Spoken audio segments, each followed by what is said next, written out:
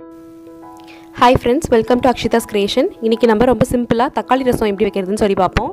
நான் இன்னைக்கு புளி சேர்த்தாம வெறும் தக்காளி மட்டும் யூஸ் பண்ணி ரசம் வச்சிருக்கேன். சோ அது எப்படி ரொம்ப சிம்பிளா வைக்கலாம்னு சொல்லி நான் உங்களுக்கு செஞ்சு காட்ட போறேன். இதுக்கு நான் 2 தக்காளி எடுத்துர்க்கேன்.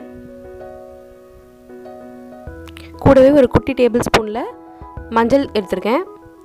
பிளஸ் ஒரு சின்ன டீஸ்பூன்ல உப்பு கல்லுப்பு எடுத்துர்க்கேன்.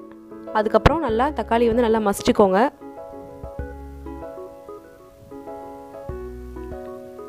கெட்டியா இல்லாம நல்லா மசிச்சுக்கோங்க. அதுக்கு வந்து நான் இவ்வளவு பெரிய டம்ளர்ல தண்ணி எடுத்துர்க்கேன். இது நான் வந்து என் குழந்தைக்காக செஞ்சு காமிச்சிருக்கேன். சோ நான் இது காரம்லாம் எதுவும் அதிகமா சேர்த்தாம செஞ்சிருப்பேன்.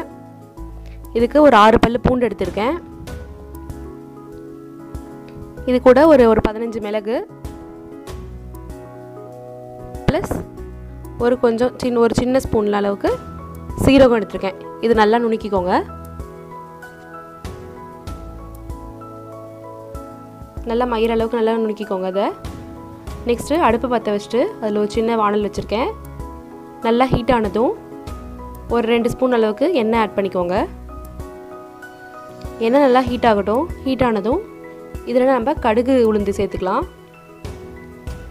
கடுகு உளுந்து நல்லா பொரியட்டும்.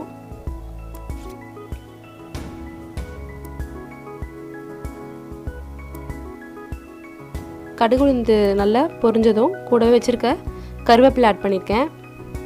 ப்ளஸ் அதை நம்ம இடிச்சோம்ல அந்த மிளகு சீரகம் பூண்டு அந்த மிக்ஸை வந்து இதில் ஆட் பண்ணியிருக்கேன். இதெல்லாம் நல்லா வதங்கின பிறகு நம்ம கரைச்சி வச்சிருக்க தக்காளியை வந்து இதில் சேர்த்துக்கலாம். இதில் நான் ஒரு வரமிளகாய் எடுத்திருக்கேன். இது வந்து ஒரு 2 பேர் அளவு சாப்பிட்றதுக்குரிய ரசம். இந்த அளவுக்கு ஒரு வரமிளகாய் போட்டிங்கன்னா போதும். நான் வந்து என் குழந்தைக்கு செஞ்சுருக்கிறதுனால நான் வரமிளகாய் இதில் சேர்த்துக்கல. இதுவே நல்ல டேஸ்ட்டாக தான் இருக்கும். மிளகு போடுற காரமே அதில் கொஞ்சம் இருக்கும். ஸோ நம்ம மிளகாய் வேணும்னா நீங்கள் ஆட் பண்ணிக்கலாம். எப்போயுமே ரசம் வந்து நல்லா கொதிச்சு வரக்கூடாது. லைட்டாக நுரக்கட்டி அந்த நுரக்கட்டுற ஸ்டேஜ்லேயே நீங்கள் ஆஃப் பண்ணிடணும். அப்போ தான் ரசம் வந்து ரொம்ப ருசியாக இருக்கும். இப்போ இதில் நான் வச்சுருக்க கொத்தமல்லியை ஆட் பண்ணியிருக்கேன். அவ்வளோதாங்க, ரசம் ரெடி ஆயிடுச்சு. இப்போ நீங்கள் ஸ்டவ்வை ஆஃப் பண்ணிடலாம். எல்லோரும் உங்கள் வீட்டில் வந்து ரொம்ப ஈஸியாகவே தக்காளி ரசம் வீட்டிலே செஞ்சு பார்த்துட்டு எப்படி இருக்குன்னு சொல்லி சொல்லுங்கள். புளி யூஸ் பண்ணாமலே வெறும் தக்காளி மட்டுமே யூஸ் பண்ணி இன்றைக்கி நம்ம ரசம் வச்சு பார்த்தாச்சு. இது எல்லோரும் வீட்டில் செஞ்சு பாருங்கள். எங்கள் சேனல் பிடிச்சிருந்தா லைக் பண்ணுங்கள், சப்ஸ்கிரைப் பண்ணுங்கள். தேங்க்ஸ் ஃபார் வாட்சிங்.